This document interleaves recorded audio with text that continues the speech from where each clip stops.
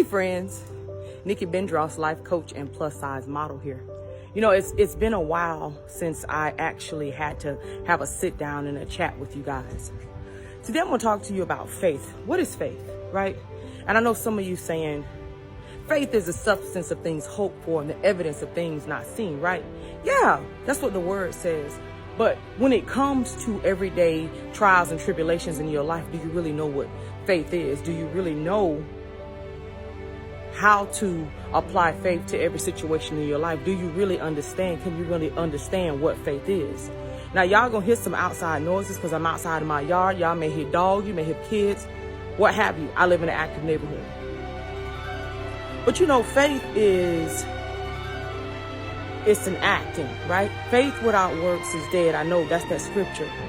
And we just recently went through something, right? Where I was telling the Lord, you said in your word you would provide for us. You said in your word I wouldn't have to worry about any bills. You said.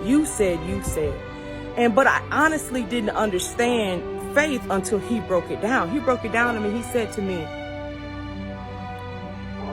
you had faith enough to get up to go and find a job, to go keep pursuing.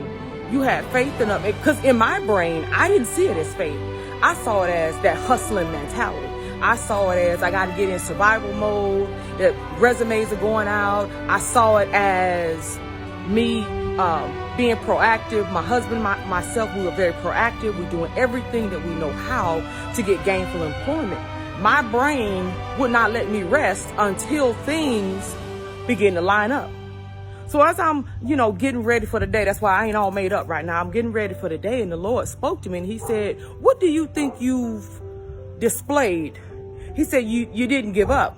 You went on interview after interview, countless interview, but you still had faith that everything was going to be met. He said, what do you think faith is?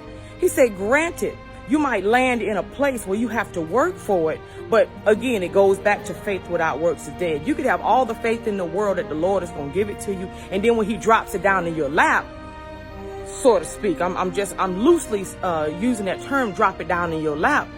But that don't mean you're not going to have to work for it. And I was like, well, I see so many people who don't have to work for nothing. They got everything all later. He said, we're not talking about them right now. I'm talking about you. I'm talking about you and the faith, the level of faith that you have, and the level of, what is that word? Drive that you have, that your family is the driving force while you are constantly grinding and your brain is always trying to think of things, think of ways to better be a blessing to your family.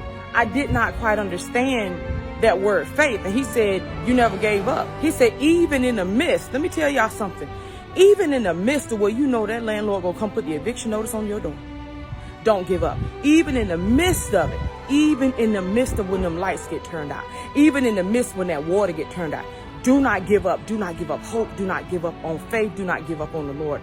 I promise you, he will turn those no's into yes. He will turn that negative into a positive. The word does say all things work together for the good of them that love the Lord and are called according to his purpose.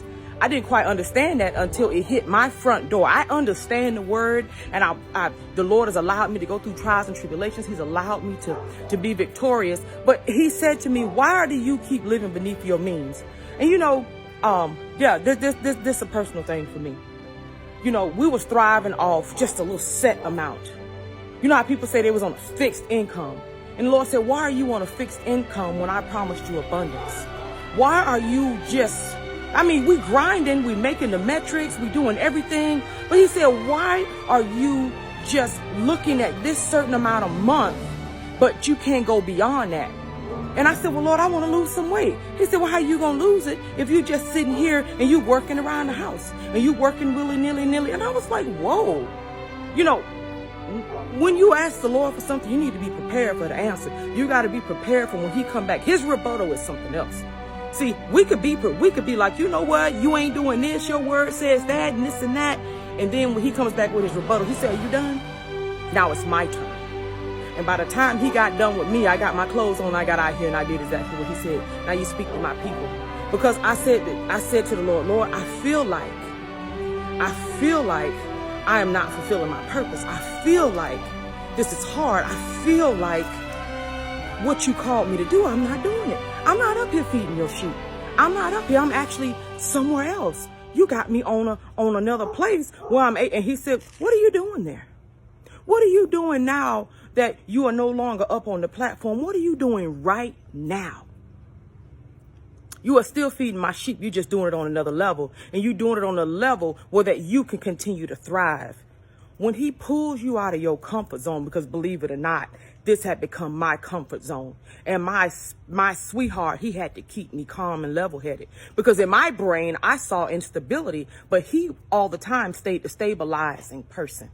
My brain said, if this isn't covered, but see, that's why you have to be evenly yoked, where you feel like things are all is lost and this and that, but you got a head or a covering that says it's going to be okay. You got you somebody who's going to follow after the Most High, who's going to put him first. I tell y'all, in my brain, excuse me, y'all, I didn't mean to burp, but in my brain said to me, oh my God, what are we going to do? Oh my God. In the whole while, the man stayed stable. He stayed calm. He stayed cool and collected.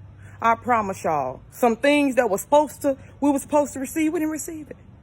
I said, ooh, wait, how you do that? Well, you showed out. He said, remember Shadrach, Meshach, and Abednego. Remember them. They went into the fiery furnace because they refused to do what the enemy told them to do. They refused to bow. So I refuse to bow to anything that will separate me from the Most High, anything that will make me represent him in the wrong way. I'm an ambassador of the Most High, and I will continue to conduct myself accordingly. But I am so grateful that the Lord had that talk with me. And I was like, you know what? Let me get on here and have a talk with my friends. Y'all my followers, but you're also my friends.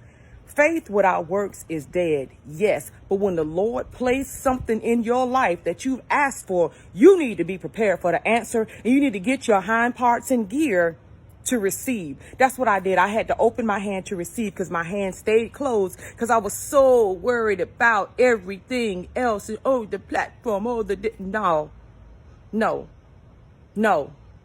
He lives within me. Not on the platform, not on the radio station, not anywhere else. He lives in me. Greater is he that lives within me than he that lives in this old world. I just thought I would come on and give you some encouraging words that don't give up on the fight. Don't give up. Do not give up. Let nothing separate you, but press on to the mark of the calling of the high prize. Do you hear me? He hears you. He understands, and he got you. I love you guys. The struggle is real, but the journey is worth it. Keep shining.